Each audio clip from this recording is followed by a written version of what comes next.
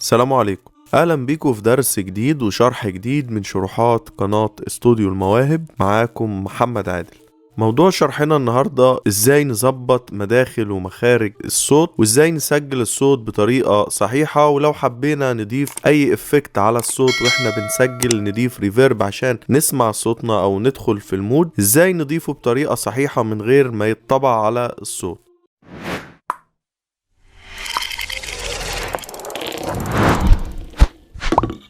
اول حاجه هاجي عند الاي او، ودي اختصار لانبوت واوتبوت، وهضغط عليها بالشكل ده. هتفتح معايا المداخل والمخارج بتاعه الصوت. ده الانبوت وده الاوتبوت. ده الاوتبوت بتاعي الاستيريو، وده الانبوت اللي موجود عندي اللي انا مشغل فيه المايك. وهاجي اعمل اد تراك جديد لو انا حابب اعمل مدخل تاني للصوت، سواء كان اد ستيريو لو انا هسجل الصوت ستيريو بمايكين، او هعمل اد مونو لو انا هسجل تراك بمايك واحد هسجل مونو. انا كده عامل انبوت 1، هعمل اد مونو وهخليه انبوت 2، وهفعل المايك رقم 2 فيه بالشكل ده كده، وهدوس ابلاي.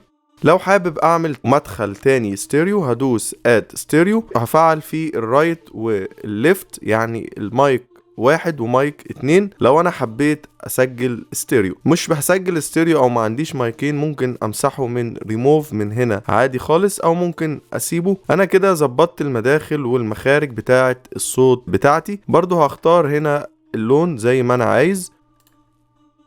بعد كده هدوس ابلاي او اوكي. هاجي هنا عند الشو انبوت وهظهر التراكات بتاعه الانبوت اللي انا عملتها. عندي ده الانبوت رقم 1 اللي انا هسجل منه الصوت، وهنا الاستيريو هقفله لان انا مش موجود عندي غير مايك واحد، فانا هقفله. هاجي بعد كده افتح تراك اوديو اللي انا هسجل الصوت عليه. هدوس على علامة البلس من هنا اد تراك، او هدوس على حرف التي في الكيبورد، هيفتح معايا الاد تراك. عندي 4 انواع من التراكات. عندي تراك الاوديو، تراك الانسترومنت، والاوتوميشن، والفولدر. احنا النهارده هنتكلم عن تراك الاوديو. هنيجي بعد كده نختار له اسم ونختار عدد التراكات اللي احنا عايزينه. بعد كده هنختار الكالر، هنيجي هنا هنختاره طبعا مونو. وهنا الانبوت، شوف الانبوت اللي انت موصل فيه المايك سواء 1 أو 2 هتختاره. بعد كده هتدوس اوكي. انا كده انشأت تراك اوديو عشان اسجل عليه. طبعا زي ما احنا شايفين هنا علامة الريكورد.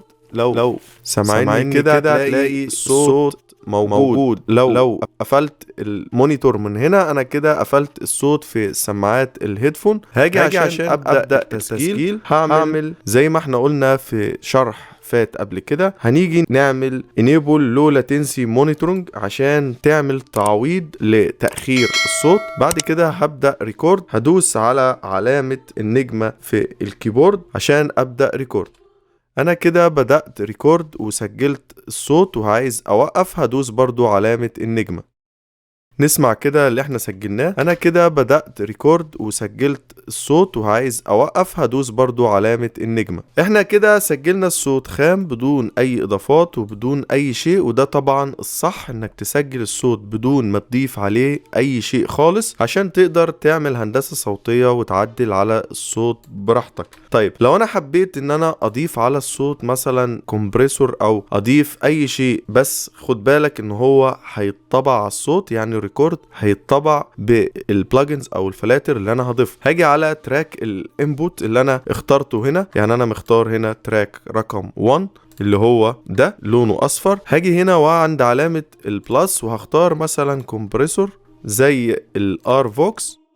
كده انا الاعدادات اللي انا هعملها في الكمبريسور ايا كانت ايه هي الاعدادات، الصوت هيتسجل بيها. يعني لو جينا نعمل تجربة كده، مثلا هنضيف ريفيرب علشان نشوف الصوت وهو بيتسجل بالريفيرب. هنبدأ ريكورد، هنفتح من هنا وهنبدأ ريكورد، هندوس على علامة النجم. انا كده بدأت ريكورد بالريفيرب والكمبريسور الار فوكس اللي انا ضفته على الصوت. انا كده سجلت الصوت بالريفيرب. هنسمع كده الاول الصوت بدون اي شيء اللي احنا سجلناه، وبعد كده هيجي بعديه الصوت اللي احنا ضفنا عليه الريفيرب. وعايز اوقف هدوس برضو علامة النجمة. انا كده بدأت ريكورد بالريفيرب. طبعا احنا كنا ضايفين الريفيرب من غير ما نظبط الاعدادات. طبعا خد بالك لو ضفت ريفيرب لازم تنقص الميكس، لان انت ما ينفعش تعلي الميكس على الاخر لانك ما ضفتش الريفيرب كسند او ارسال، فطبعا لازم تقلل الميكس. طيب طبعا ده مش صح ان انا اسجل صوتي باي فلاتر، ما انصحكش بكده.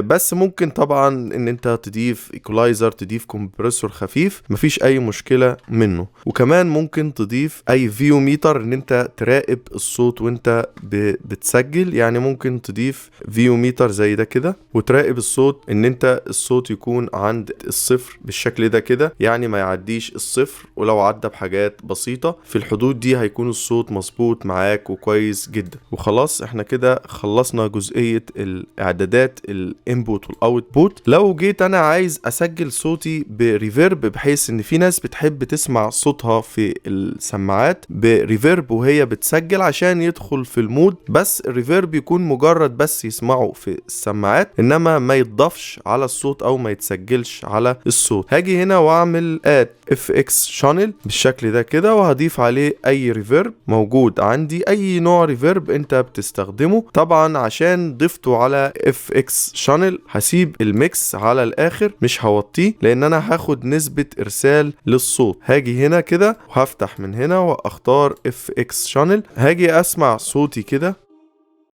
محتاج اقلل شوية من الريفيرب. انا كده سجلت صوتي وانا سامع صوتي في السماعات بالريفيرب. نسمع كده الصوت الاول عشان نعرف الصوت اتسجل خام ولا لا. هنشيل من هنا الريفيرب ونسمع الصوت بتاعنا كده. انا كده سجلت صوتي وانا سامع صوتي في السماعات بالريفيرب. كده انا سجلت الصوت خام بدون الريفيرب، بس كنت سامع الريفيرب في السماعات عشان لو انا حابب اسمع صوتي بريفيرب عشان ادخل في المود. طبعا انا عن نفسي مش بحب اضيف اي حاجة. اتمنى تكون استفدت من الشرح، ويا ريت اللي ما اشتركش في القناة يشترك ويفعل الجرس عشان يوصلك اشعار بكل فيديو جديد انا بنزله. والسلام عليكم ورحمة الله وبركاته.